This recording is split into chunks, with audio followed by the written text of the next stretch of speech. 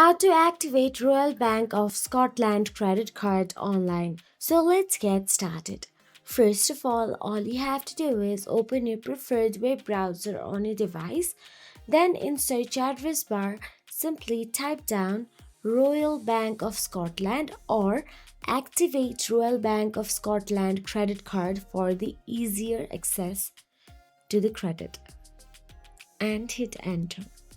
You will get to see the official site of Royal Bank credit cards. Simply tap on it and navigate to it.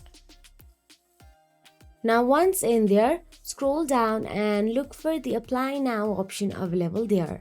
And all you have to do is tap on the apply now.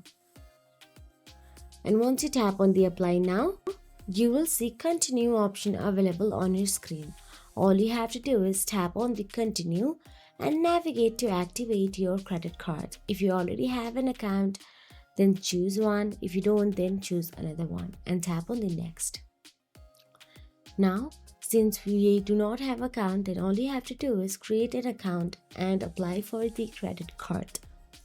Simply create this account, or if you have an account already created, then you can simply sign in and you'll be navigated to the direct place to apply for credit card and fill out your information.